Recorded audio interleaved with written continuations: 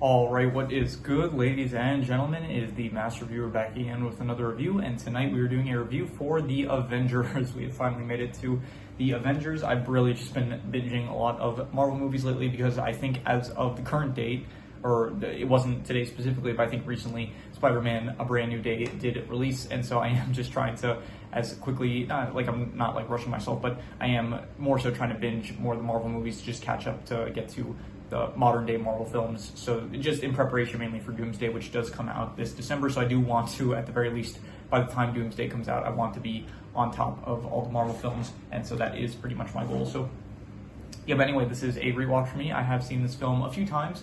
And yeah, we will just get into it, starting off with the plot. So the plot of this film is that basically because of the events of Captain America, the First Avenger, as well as Thor, S.H.I.E.L.D. is currently in possession of the Tesseract, and Loki has been banished to Earth, and so his goal is to use it basically in order to, he's teaming up with the Chitauri in order to let them, he's going to use the Tesseract to open a portal to allow the Chitauri to come to Earth in order for them to basically start a war with Earth, which will allow him to ultimately take over and become ruler of Earth, basically. So at the start of the film, Loki ends up using his scepter to mind control Clint Barton, aka Hawkeye, as well as Dr. Selvig from the Eric from the Thor film, and so they work for Loki for a good amount of the film, just to help him create the portal that he is trying to create in order to free the Chitauri. And meanwhile, while this is happening, basically Nick Fury, he basically recruits all of the Avengers. So he gets Captain America, Iron Man, Thor arrives at a certain point, Black Widow, Hawkeye later will join, and Bruce Banner. So all of them are, so basically they're all recruited, kind of. They're on the helicarrier, and there's this film has like basically two main sequences, which is number one, when all of the Avengers, they're on the carrier, and then Hawkeye ends up shooting the helicarrier, so it ends up falling down.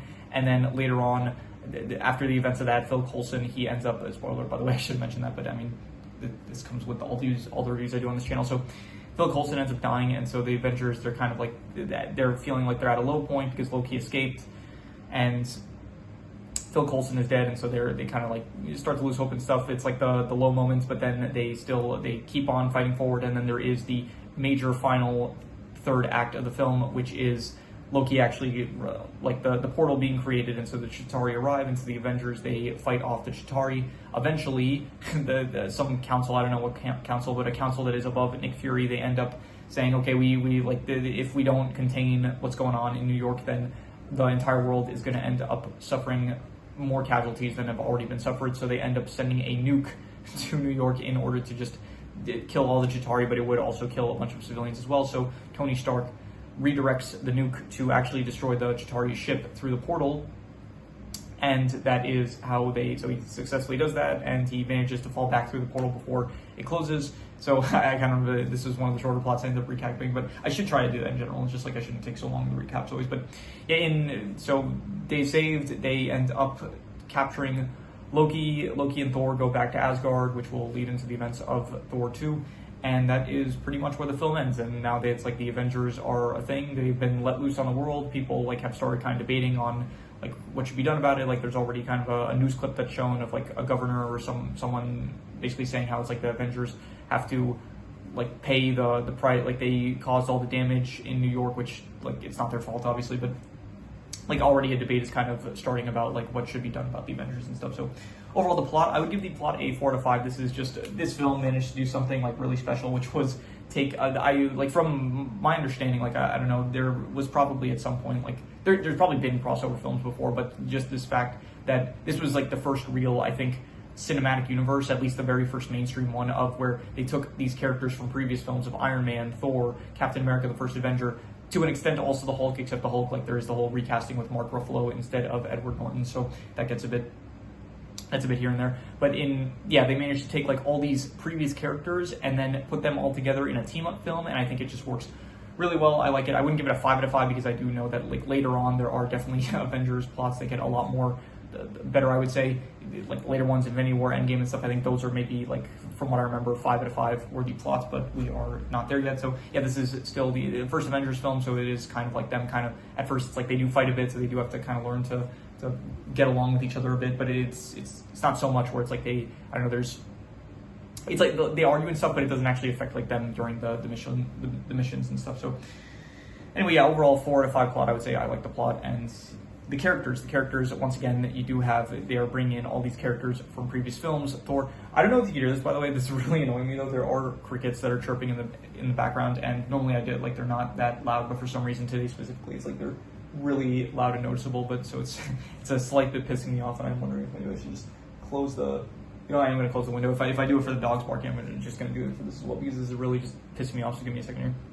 Okay, that's better. I closed close my window a bit more, and so it should help with the noise. It's just when I'm doing these reviews, I want to be able to focus, and when there's noise in the background, it's more difficult for me to contain my thoughts and stuff. So anyway, the characters, I think, basically, yeah, we have all these characters kind of coming together that we've seen before: Thor, Captain America, Iron Man, all these characters that are good as protagonists in their own films, and the fact that we get to see them interacting with each other, I think is great. Natasha is more prominent in this film than she was in Iron Man 2, which is good.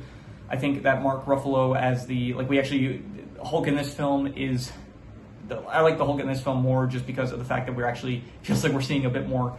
No, that action in the Hulk films were fine. I would say, I mean, the 2003 Hulk film I'm not a fan of, but in the Incredible Hulk I was a fan of the action. But in this film it does feel like we are getting to see. I'll get to that a bit more with action, but the character of the Hulk, it feels like we're seeing a bit more of him doing stuff and not just fighting. I guess not just kind of like going crazy because he is getting rageful and stuff. So yeah, in terms of, let's see here, who else is there? Nick Fury, I think that he is definitely good in this. Phil Coulson, as usual, good as well.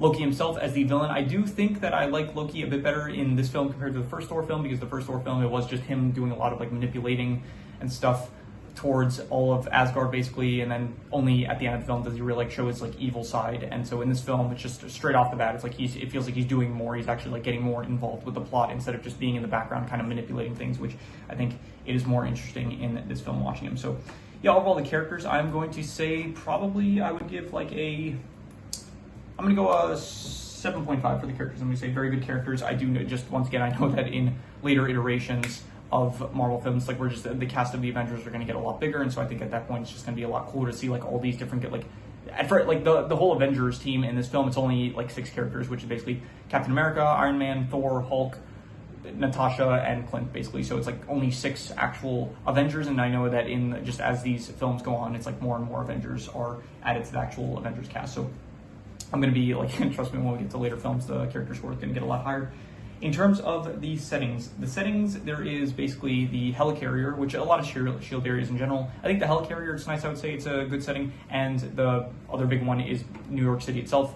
And besides those, I don't really remember, like, those are really the 2 big things that actually happen in this film, and it's a bit difficult for me to actually remember what happened before the helicarrier sequence. That was just kind of like the build-up where it's like we're actually recruiting all of the Avengers and stuff, so there's not as much like memorable settings. There's like a bit of Stark Tower, which I would also say was a good setting, but overall I would say, give the settings, I would say probably I'll go 7 out of 10. I'll say pretty good for the settings, because it is basically just the helicarrier and the New York City areas, which I think that they are pretty good, I would say.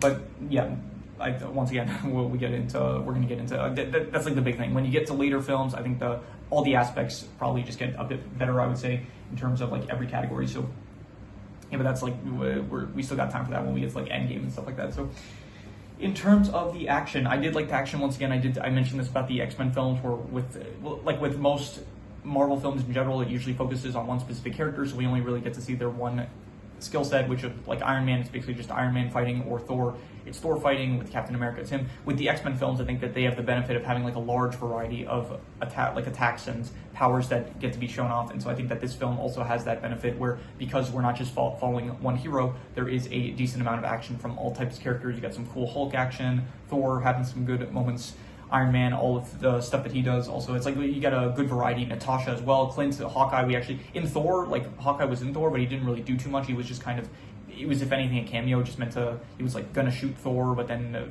Coulson told him to like stand down basically. So the Hawkeye didn't really do anything in that film, so this film, it's like we actually get to see some more action with him, which is cool.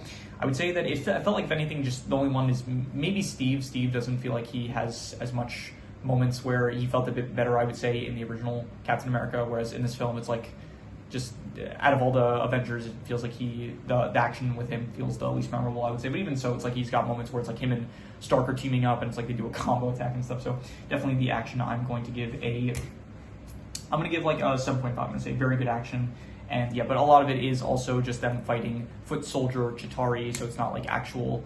It's not like Infinity War where they're going up against Thanos, and as well as when it's just like Thor against Loki, it's I don't know, for some reason the Thor versus Loki fights they're just not that good. Like I also didn't really care for them. They were fine in the Thor film, but I don't know, just Thor against Loki, it feels like it should be better. But it also kind of feels a bit one-sided because it does feel like Thor definitely should have the advantage against Loki. He just feels a lot stronger. So yeah, but so Loki, his fights were Loki had his moments as well, like when he's using the scepter and when he first fights Captain America. I don't know, Loki, he looks weaker than he actually is, but the Loki fights are not my favorite, but definitely just overall the action, I would give it a 7.5, very good, I would say. In terms of the worst thing, I don't really have anything in mind. Definitely, I'm trying to think if maybe there was any, no, honestly, nothing. I would say even sometimes I kind of complain a bit about the pacing, but even so, this film, it's like 2 hours and 20 minutes. It feels like it earned that length. Definitely, it does feel like a film that I have no problem with it being as long as it is. And yeah, I would just probably, I'll reuse the worst score, which I guess was the settings, which I give a 7 out of 10 to, so I'll give another 7 out of 10 for the settings. And yeah, let's see here. In terms of the best thing I would say is probably, I could say like the fact that like the crossover aspect of it, of like all these characters that we're getting to see come together, but I do think that it will probably get a bit better when we get into the later films where it is like they're crossing over a lot more characters involved. Like, because I know the extent that this gets to this film, it's like with the I think the word is prerequisite, with the knowledge, like the prerequisite, I think that's the right term, with the knowledge basically of knowing what is to come, this feels like a bit, I don't want to say underwhelming because it is still cool to see, but definitely it's my expectations are like higher at this point. So yeah, in terms of the best thing, I'm just going to reuse the plot score, which I gave a 4 to 5, so I will go another 4 to 5 for the plot. And yeah, that is, I didn't really write any extra notes for this film, although I was thinking, like, it is interesting knowing, like, with the knowledge of movies like Endgame, where it's like you do know about the whole time travel aspect, so it was kind of interesting to think about how during the events of this, it's like the characters from Endgame are like there in the background and stuff, and like there's like certain knowledge, like as well as from the Hawkeye show, you know, about Kate Bishop, where it's like she's in the background like during all this. It's like kind of because of events that you know later on, like in future Marvel installments, it's like it is kind of interesting to think about all the background stuff that's happening. So yeah, but besides that, I am going to do the calculations. So King Crimson. All right, so it ends up coming out to exactly a 7.5, and I think I'd probably give it that. I think I'm going to stick with the baseline score. I would say that this was a very good film. Definitely 7.5. I think that just, once again, the big thing with this is that it's just, you know, like I know what's going to be later on with, again, Infinity War, Endgame, even to an extent like Civil War, and you could say also Age of Ultron. It's like, you know, when you know where it's going, this one just feels like a bit, I don't know, just my expectations are set higher to the point where it's like, I'm kind of being a bit harsher with this one because of like the potential that I know that this can reach. So yeah, but even so, I'd say that 7.5, I'd say that this was a very good film. And yeah, that is pretty much all there is to it. So if you have any recommendations, any shows, movies, video game stories, anime, manga, web series, anything that you want me to review, leave it in the comments and I will maybe possibly check it out. With that said, that is pretty much all there is to it. So let's leave it at that.